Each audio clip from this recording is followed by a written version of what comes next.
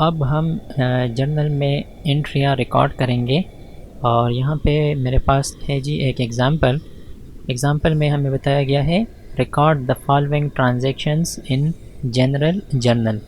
अच्छा जी, हमें कुछ ट्रांजैक्शन दिए गए हैं और हम इसको जनरल जर्नल में रिकॉर्ड करेंगे। साल है जी 2019, मंथ है जी अगस्त और 1 अगस्त को है जी हमारे पास transaction started business with cash ₹1,00,000। So वही ट्रांजैक्शन है जो मैंने अभी आपको करके भी दिखाया, लेकिन दोबारा हम इसको जर्नल में रिकॉर्ड करेंगे। सो यहाँ पे मेरे पास है जी जर्नल का फॉर्मेट और यहाँ पे मैं एक्सट्रीम लेफ्ट पे ईयर लिखूँगा 2019। फिर जी मेरे पास है मंथ जो कि अगस्त है और थोड़ा सा इंडेंट करके यहाँ पे मैं डेट लिखूँगा। ठीक है जी। अब यहाँ पे मेरे पास दो अकाउंट्स इन्वॉल्व हैं। दो अकाउंट्स कौन से हैं जी? एक है आपका कैश का अकाउंट जो कि बिज़नेस में आ रहा है। सो कैश अकाउंट डेबिट कितने अमाउंट के साथ? 1,00,000। और दूसरा अकाउंट है जी आपका कैपिटल का अकाउंट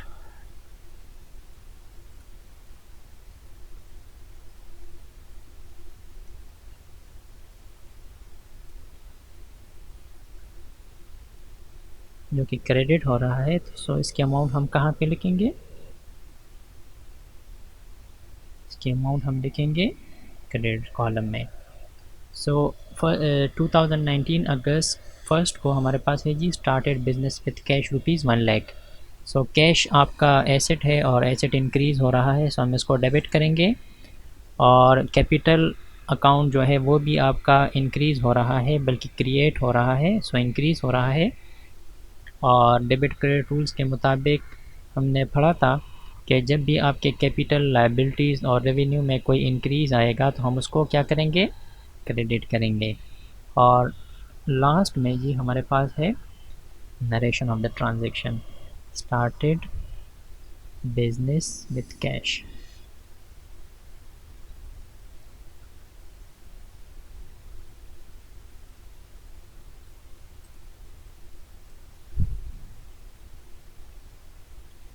ठीक है जी। और लास्ट में हम एक लाइन ड्रॉ करेंगे किस कॉलम में? डिस्क्रिप्शन वाले कॉलम में। 2 अगस्त को है जी हमारे पास transaction deposited cash into bank ₹50,000। अब जो हम ये 1,00,000 अमाउंट की कैश लाए हैं, ये तो हमारे पास नकद पड़ा हुआ है तिजोरी में बिज़नेस में, लेकिन इसमें से हमने 50,000 उठा लिए और बैंक में एक अकाउंट खोल दिया और वहाँ पे ये 50,000 कैश में से उठा के यहाँ बैंक में डिपॉज़िट कर दिए हैं। तो यहाँ पे दो अकाउंट्स इन्वॉल्व हैं, कैश अकाउंट और बैंक अकाउंट। ये 2 अगस्त को है ट्रांजैक्शन। अच्छा, अगर बैंक अकाउंट भी आपका एसेट है और कैश अकाउंट भी आपका एसेट है, बैंक में तो पैसे आपके आ रहे हैं, सो बैंक अकाउंट आपका इंक्रीज़ हो रहा है। सो एक एसेट आपका इंक्रीज़ हो रहा है जो इस केस में है बैंक अकाउंट। कितने अमाउंट के साथ? 50,000। बैंक में हमने कितना कैश डिपॉजिट किया? 50,000। बैंक को हमने क्यों डेबिट किया? क्योंकि ये आपका एसेट है और इसमें अब पैसे जमा हुए हैं बैंक अकाउंट में, तो ये अकाउंट आपका बढ़ गया है, यानी इंक्रीज़ हो गया है। और एसेट जब भी आपका इंक्रीज़ होगा तो हम इसको क्या करेंगे? डेबिट करेंगे। अच्छा जी, अब ये पैसे कहाँ से आए हैं बैंक में? तो ये तो हमने नकद कैश में से लिए हैं ना, जो हमारे पास तिजोरी में बिज़नेस में पड़े हुए थे उसमें से हमने उठा लिए हैं और बैंक में जमा कर लिए हैं। तो कैश आपके पास जो इन हैंड है बिज़नेस में है, वो नकद जो कैश है वो कम हो गया ना। सो आपका एक एसेट इंक्रीज़ हो गया तो उसको हमने डेबिट कर लिया। दूसरा एसेट जो आपके पास कैश इन हैंड है बिज़नेस में, नकद कैश पड़ा हुआ है, वो डिक्रीज़ हो गया। वो पैसे अब आपके पास 1,00,000 नहीं है, बल्कि 1,00,000 में से आपने 50,000 बैंक में जमा कर दिए हैं। तो वो 1,00,000 में से जो आपके पास नकद पड़ा हुआ था 50,000 कम हो गए हैं, यानी ये भी आपका एसेट है, कैश अकाउंट आपका एसेट है। और एसेट जब भी डिक्रीज़ होगा तो हम इसको क्या करेंगे, इसको हम क्रेडिट करेंगे, ठीक है जी।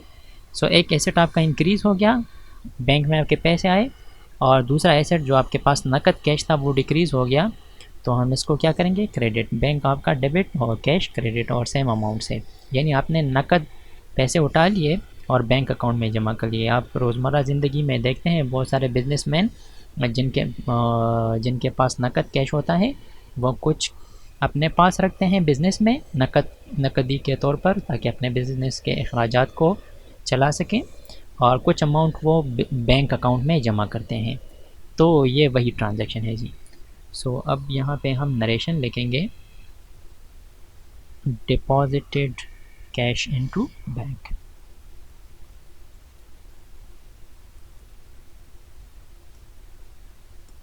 और अगर अमाउंट लिखे ₹50,000 तो वो भी ठीक है, आप लिख सकते हैं, लेकिन मैं सिंपल करके लिख देता हूँ, डिपॉजिटेड कैश इनटू बैंक। और ये ट्रांजैक्शन भी आपका क्या हो गया जी, कंप्लीट हो गया। और यहाँ पे हम एक लाइन ड्रा करेंगे, यहाँ पे आप देख सकते हैं डिस्क्रिप्शन वाली कॉलम में हम एक लाइन ड्रा करते हैं ट्रांजैक्शन के बाद, और फिर हम जी नेक्स्ट ट्रांजैक्शन को देखेंगे। अच्छा जी, फिर 3 और 4 को ट्रांजैक्शंस नहीं हैं तो हम नहीं रिकॉर्ड करेंगे। 5 तारीख को है, 5 अगस्त को, परचेज्ड इक्विपमेंट ऑन अकाउंट। अच्छा जी, इसने इक्विपमेंट्स ख़रीदे हैं। इक्विपमेंट्स यूजुअली बिज़नेस में यूज़ के लिए होते हैं, ये आपके मर्चेंडाइज नहीं है, बल्कि ये क्या है, अगर कोई कंप्यूटर है या टाइपराइटर है या कोई से फॉर एग्ज़ाम्पल वाटर कूलर है, मुख्तलिफ़ इक्विपमेंट्स बिज़नेस में यूज़ हो सकते हैं, या कोई जिससे आप चीज़ें बनाते हो वो इक्विपमेंट्स हैं। सो 5 अगस्त को है जी purchase equipment on account. On account means on credit. और किससे लिए हैं, अहमद एंड ब्रदर्स से लिए हैं ₹20,000 के। 5 अगस्त को इक्विपमेंट्स परचेज़ किए गए हैं। सो इसकी परचेज़ को हम परचेज़ नहीं कहेंगे, क्योंकि ये मर्चेंडाइज नहीं है बल्कि ये इक्विपमेंट्स हैं, तो हम इसको इक्विपमेंट के नाम से रिकॉर्ड करेंगे, और इक्विपमेंट आपका एसेट है। क्रेडिट पे इक्विपमेंट्स ख़रीदे गए हैं अहमद एंड ब्रदर्स से, यानी इक्विपमेंट्स हमने ख़रीदे हैं, लेकिन अहमद एंड ब्रदर्स को हमने कैश नहीं पे किया हुआ, उसको हमने पेमेंट नहीं की हुई, ना बैंक से चेक दिया है ना नकद में कैश दिया है। सो ये हमारी लाइबिलिटी क्रिएट हो रही है। 2 अकाउंट्स इन्वॉल्व हैं, एक तो आपका इक्विपमेंट आ रहा है और दूसरी आपकी लाइबिलिटी क्रिएट हो रही है जो कि अहमद एंड ब्रदर्स हैं, और अमाउंट कितना है, 20,000। सो 5 तारीख को हम अक्रेंस के लिहाज से रिकॉर्ड कर रहे हैं। ये आप देख सकते हैं, ये 1 अगस्त को ट्रांजैक्शन है तो 1 को रिकॉर्ड किया, 2 को है तो 2 अगस्त को रिकॉर्ड किया, और 5 को है तो 5 में रिकॉर्ड कर रहे हैं, तो इसको क्रोनोलॉजिकल आर्डर कहते हैं। ये अक्रेंस वाली वो तरतीब है। अच्छा जी, एक तो हमारे पास है इक्विपमेंट आपका एसेट है, इक्विपमेंट एसेट है और ये इंक्रीज़ हो रहा है, आपने परचेज़ किया है तो इंक्रीज़ हो गया है। सो ये एसेट है और एसेट इंक्रीज़ हो गया है, तो हम इसको डेबिट करेंगे और इसके अमाउंट को डेबिट कॉलम में लिखेंगे। अच्छा, रेफरेंसेस नहीं है तो मैंने लेजर फोलियो वाले कॉलम को ब्लैंक छोड़ दिया है, ठीक है जी।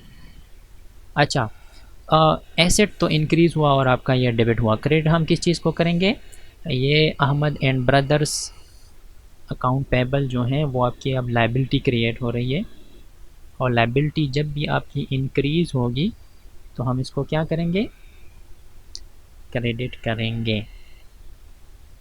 मैंने आपको ऑलरेडी डेबिट क्रेडिट रूल्स सिखाए हैं और वहाँ पे मैंने आपको बताया था कि जब भी आपकी liability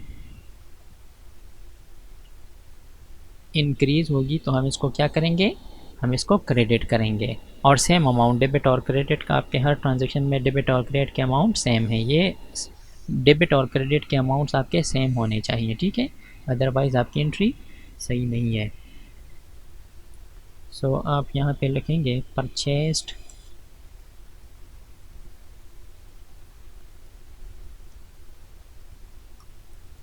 equipment on account from Ahmed and brothers लिख सकते हैं, लेकिन स्पेस नहीं है तो मैं अच्छा, अहमद एंड ब्रदर्स के साथ आप अकाउंट पेबल भी लिख सकते हो। ठीक है जी, अकाउंट पेबल लिखना चाहिए आपको। अगर स्पेस कम है तो ए/पी मतलब अकाउंट पेबल। ठीक है, अकाउंट पेबल को हम सिंपली ए/पी से रिकॉर्ड करते हैं और अकाउंट रिसीवेबल को ए/आर से रिकॉर्ड करते हैं। ठीक है, अच्छा जी, ये ट्रांजेक्शन भी हमारा कंप्लीट हो गया है। सो हम क्या करेंगे, एक लाइन ड्रा करेंगे। इक्विपमेंट आपका एसेट था, इंक्रीज़ हो गया डेबिट, और ये लाइबिलिटी पे ये एसेट आए हैं, मतलब आपने सप्लायर से उधार पे लिया है तो आपकी लाइबिलिटी बढ़ रही है।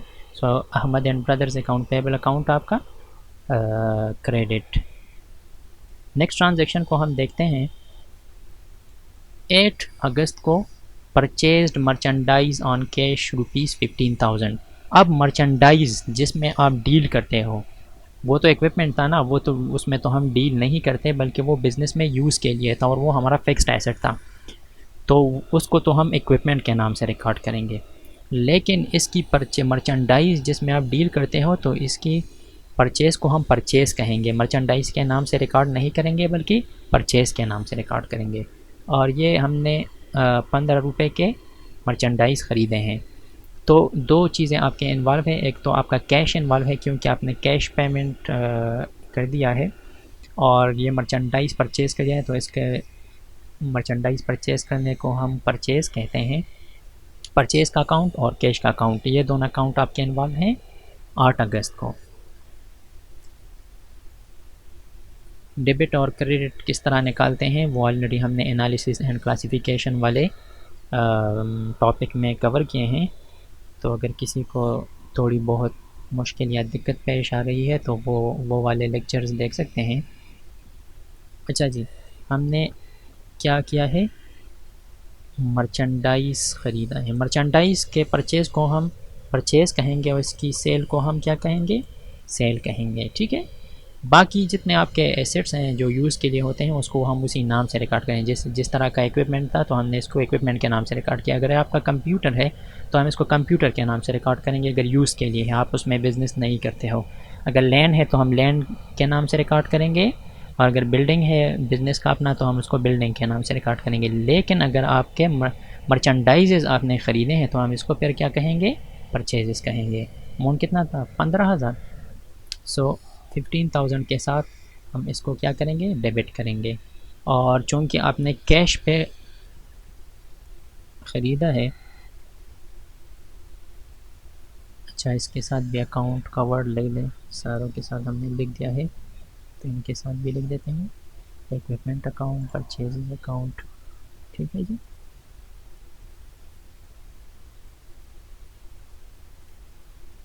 और ये है जी 15,000।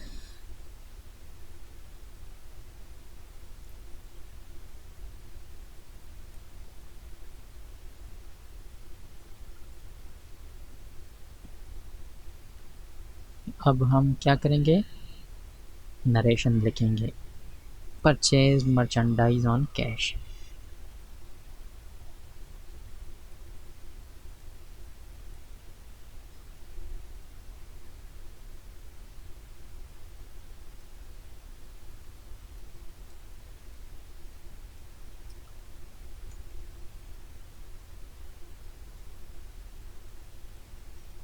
ये ट्रांजैक्शन भी हमारा कंप्लीट हो गया।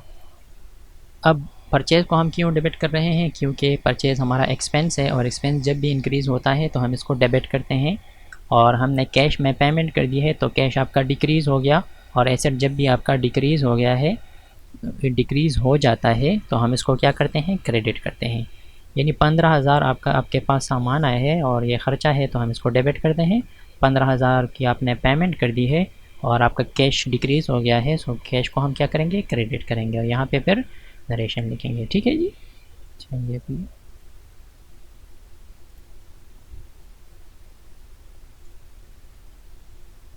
इसको भी कैपिटल लिख दूँ, फर्स्ट वर्ड है।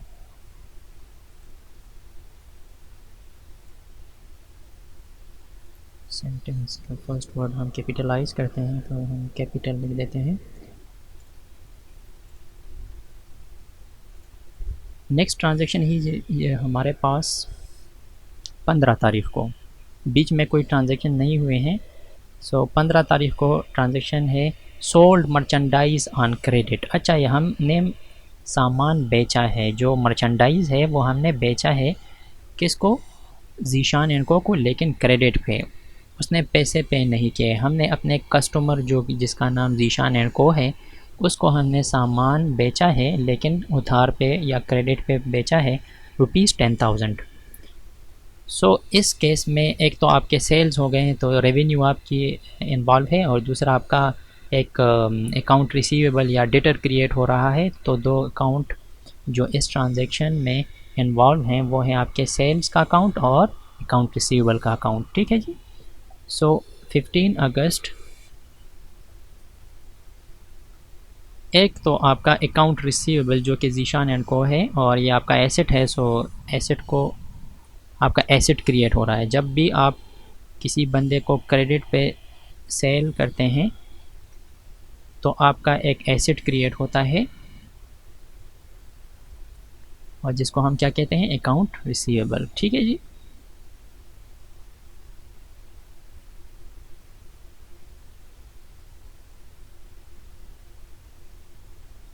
और कितना अमाउंट था, 10,000, यस 10,000।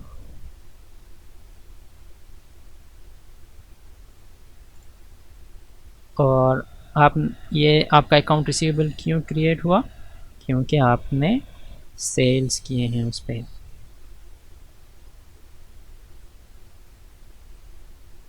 10,000 के। ठीक है जी। सो एक तो आपका एसेट इंक्रीज़ हो रहा है जो कि आपका डेटर है या अकाउंट रिसीवेबल है। तो एसेट जब भी आपका इंक्रीज़ होगा, डेटर या अकाउंट रिसीवेबल आपका क्या होता है, एसेट होता है, उस पर आपका क्लेम होता है क्योंकि वो पैसे आपको फ्यूचर में मिलेंगे। सो ये आपका एसेट है, और एसेट जब भी आपका इंक्रीज़ होगा तो हम इसको डेबिट करेंगे according to the debit credit rules.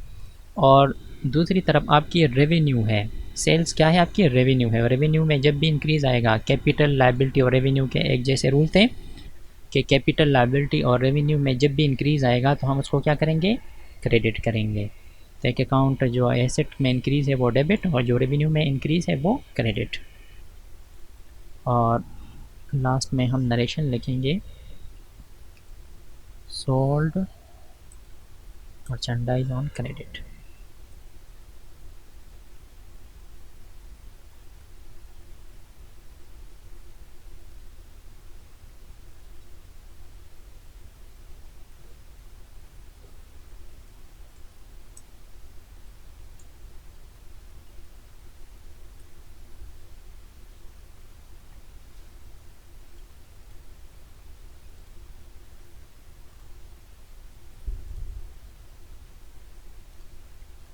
अच्छा जी, 18 तारीख को paid cheque paid through cheque to Ahmed and brothers ₹20,000। Ahmed and brothers जिससे हमने इक्विपमेंट्स ख़रीदे थे 5 तारीख को, वो जो हमारे अकाउंट पेबल्स थे, जो सप्लायर थे, और उनसे हमने क्रेडिट पे इक्विपमेंट्स लिए थे। अब 18 तारीख को हमने पेमेंट कर दी थ्रू चेक, ये बैंक के थ्रू पेमेंट है। ठीक है जी। सो एक तो आपकी लायबिलिटी डिक्रीज़ हो गई, और दूसरा आपका जो बैंक अकाउंट है, जो आप उसको चेक देते हो तो वो पैसे निकाल लेता है बैंक से। सो आपका बैंक अकाउंट भी डिक्रीज़ होगा। सो दो अकाउंट्स इन्वॉल्व है, एक बैंक अकाउंट और एक अकाउंट पेएबल, लेकिन दोनों डिक्रीज़ हो रहे हैं। अगर आप अपने सप्लायर को पेमेंट करते हो, ठीक है जी, तो क्या होगा, सप्लायर को पेमेंट करते हो तो आपकी वाजिबात कम होंगी ना, लायबिलिटी कम होगी ना, तो वो डेबिट हो जाएगा। लायबिलिटी जब भी डिक्रीज़ होगी तो हम उसको डेबिट करते हैं, और साथ में आपका एसेट भी डिक्रीज़ हो रहा है, और एसेट जब भी डिक्रीज़ होगा तो हम इसको क्रेडिट करेंगे। सो 18 अगस्त को एक तो आपकी जो अहमद एंड ब्रदर्स है अकाउंट पेएबल 20,000 से वो डिक्रीज़ हो रहा है,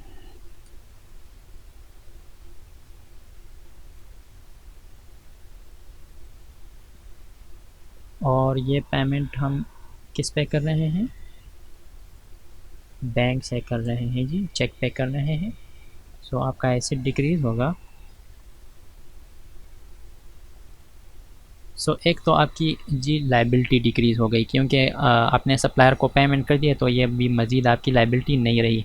और डेबिट क्रेडिट रूल्स के मुताबिक हमने क्या पढ़ा था कि कैपिटल लाइबिलिटीज़ और रेवेन्यू में जब भी डिक्रीज़ आएगा तो हम उसको क्या करेंगे, डेबिट करेंगे।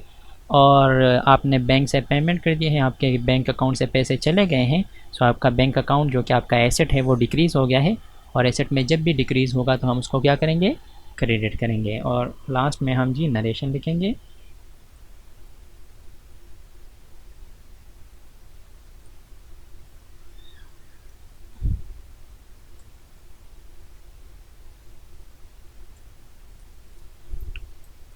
paid to account payable through check।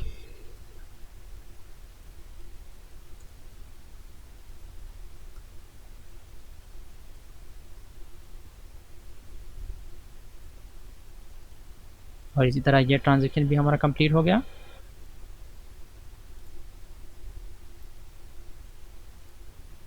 अच्छा जी, 20 अगस्त को received cash from Zeeshan and को ₹10,000।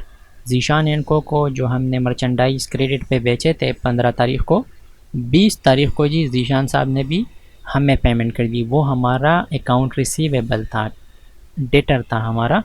सो उसने हमें पेमेंट कर दिया है। दो अकाउंट्स इन्वॉल्व हैं, एक तो हमें कैश मौसूल हो रहा है, ये बल्कि कैश वसूल हो रहा है, और साथ में जो अकाउंट रिसीवेबल है आपका, डेटर है, वो डिक्रीज़ हो रहा है। ठीक है जी।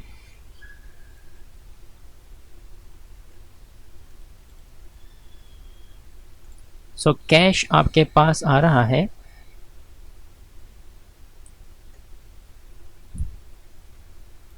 कितना कैश आ रहा है जी आपके पास, 10,000।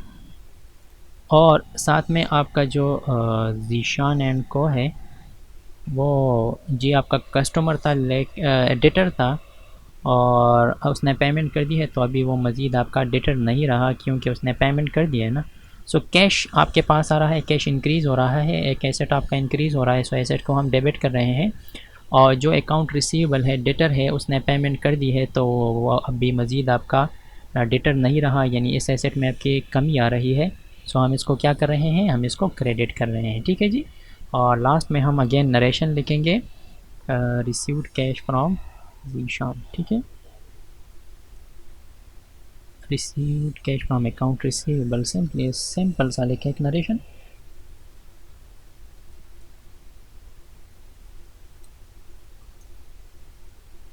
अकाउंट रिसीवेबल, ठीक है जी। नाम भी लग सकते हैं कि जीशान एंड को जो भी है। अच्छा जी, 22 तारीख को है purchased computer on cash. Again ये आपका यूज़ के लिए एसेट है, फिक्स्ड एसेट है, तो हम इसकी परचेजेस को परचेज नहीं करेंगे बल्कि कंप्यूटर के नाम से रिकॉर्ड करेंगे। सिर्फ मर्चेंडाइज के सेल और परचेज़ को आप सेल और परचेज़ के नाम से रिकॉर्ड करेंगे। बाकी जितने आपके एसेट्स होते हैं वो जो यूज़ के लिए होते हैं उसको हम उसी नाम के, अगर परचेज़ है तो उसी नाम से रिकॉर्ड करेंगे, और सेल है तो भी उसी नाम से रिकॉर्ड करेंगे। सो 22 तारीख को हमने कंप्यूटर ख़रीदा है, लेकिन कैश पे ख़रीदा है, और 11,000 का। ठीक है जी। सो अच्छा, यहाँ पे लाइन ड्रा करें। 22 तारीख को है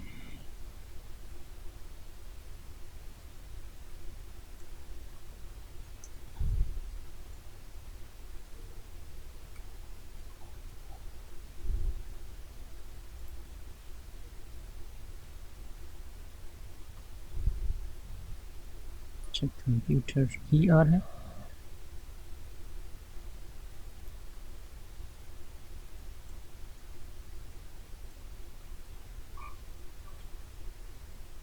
कंप्यूटर के साथ भी वर्ड अकाउंट लिख देते हैं।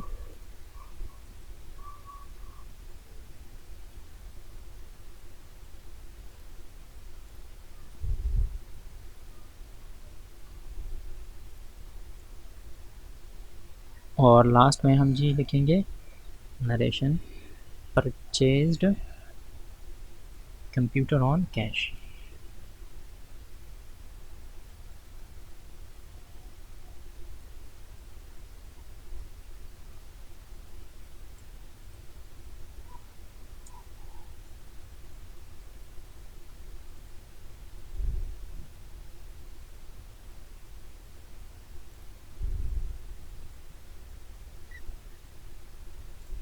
सो एक आपका एसेट इंक्रीज़ हो रहा है क्योंकि अभी कंप्यूटर आपके बिज़नेस में आ रहा है। सो ये कंप्यूटर का इजाफा हो गया है एक एसेट में आपका। ये आपका एसेट है, ठीक है जी, फिक्स्ड एसेट है। सो इसमें आपका इंक्रीज़ हो रहा है। सो इसको हम डेबिट करेंगे और आपने पेमेंट कर दी है कैश में, तो कैश आपका डिक्रीज़ हो गया 11,000 से। सो हम कैश अकाउंट को 11,000 के साथ क्रेडिट करेंगे और लास्ट में आपका नरेशन।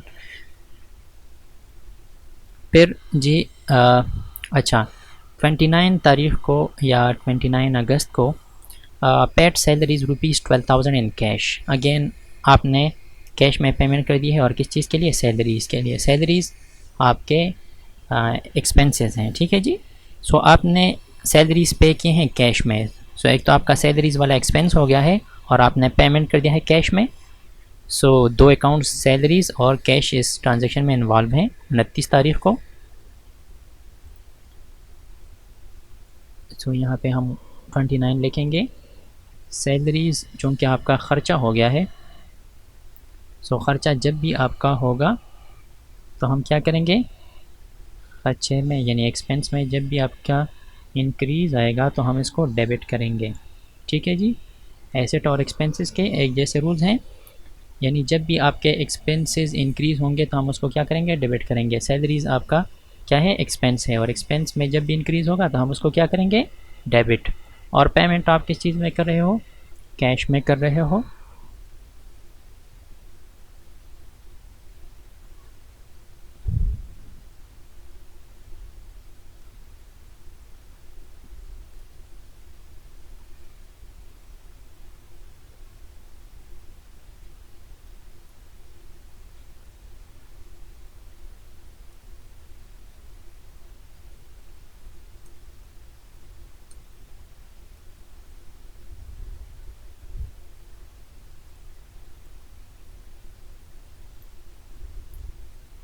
सो एक तो आपका एक्सपेंस हो रहा है, एक्सपेंस को हम डेबिट करते हैं, और साथ में आपका कैश में आपने पेमेंट के लिए कैश डिक्रीज़ हो गया है। सो कैश अकाउंट आपका एसेट है और एसेट जब भी डिक्रीज़ होगा तो हम उसको क्रेडिट करेंगे। एक्सपेंस इंक्रीज डेबिट और एसेट का डिक्रीज़ है तो क्रेडिट। और लास्ट में नरेशन। अच्छा जी 30 अगस्त को है जी paid rent ₹5,000 for the month through cheque. अच्छा ये भी आपका एक्सपेंस है, रेंट आपने दिया है बिजनेस का, मंथ है ये, बोल गया है मुझसे। Paid rent ₹5,000 for the month through cheque. So क्या क्या है जी, मंथ के लिए जितना इसका रेंट था वो इसने पे कर दिया है, लेकिन थ्रू चेक। एक तो आपका एक्सपेंस हो गया है, एक्सपेंस में इंक्रीज़ हो गया है, सो एक्सपेंस को हम डेबिट करेंगे। और बैंक अकाउंट से आपके पैसे चले गए हैं, सो वो एसेट भी आपका डिक्रीज़ होगा, सो हम बैंक अकाउंट को क्रेडिट करेंगे। Two accounts involved are rent which is expense and bank account which is an asset.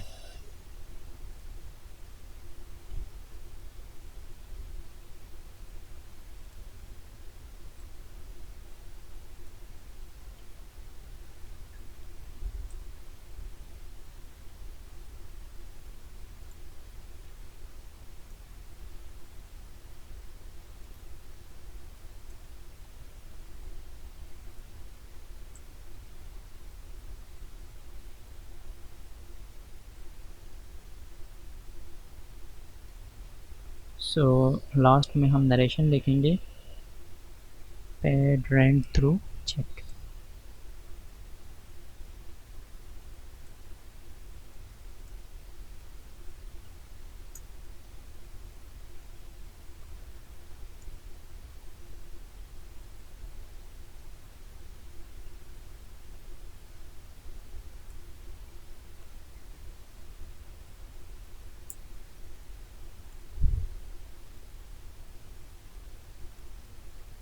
सो यहाँ पे आपका एक्सपेंस इंक्रीज़ हो रहा है जो कि इस केस में रेंट है।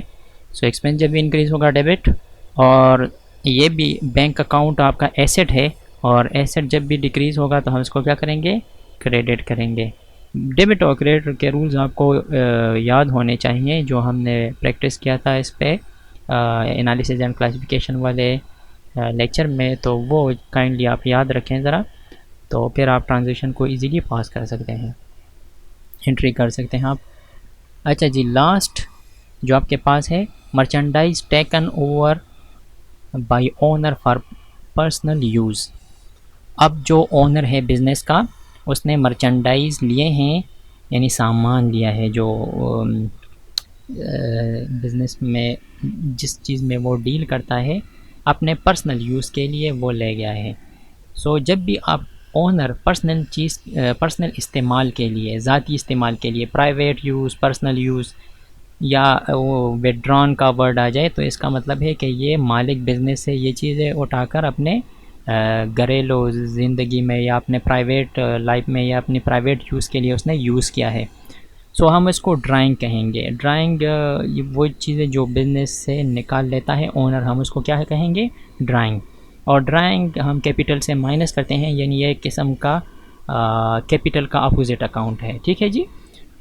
सो जब भी आपका ड्राइंग होगा, सो ड्राइंग कैपिटल का अपोजिट है। कैपिटल जब इंक्रीज़ होता है तो हम इसको क्रेडिट करते हैं, और ड्राइंग जब आपका होगा तो हम इसको क्या करेंगे, डेबिट करेंगे। ये अपोजिट ट्रीटमेंट इसकी करेंगे।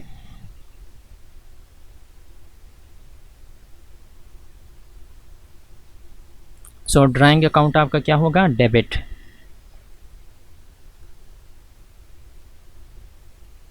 क्यों डेबिट करते हैं, अभी मैंने आपको बताया कि ये मालिक जो पैसे बिज़नेस में लाता है हम उसको क्रेडिट करते हैं। ठीक है जी।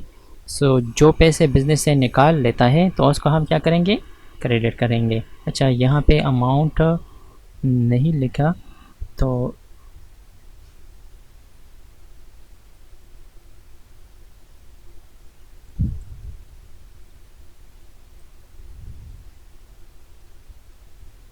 2000 ले लें से फॉर एग्ज़ाम्पल।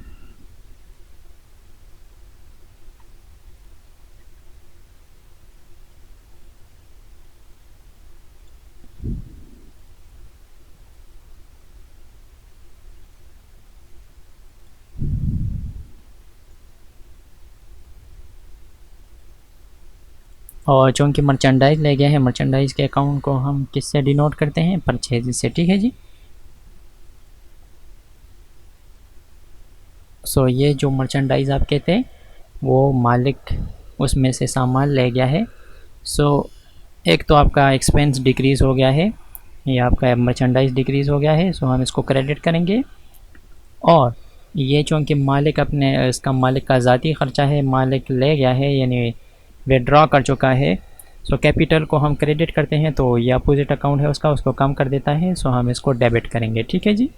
और परचेज़ आपका एक्सपेंस डिक्रीज़ हो गया है तो हम इसको क्या करेंगे, क्रेडिट करेंगे। और नरेशन लिखेंगे, मर्चेंडाइज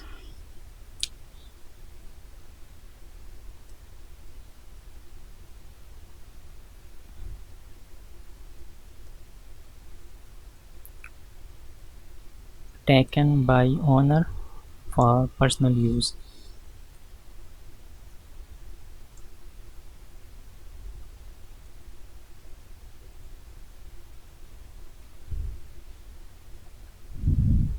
फॉर यूज़ लिखें, पर पर्सनल, चलो पर पर्सनल यूज़ लिखते हैं।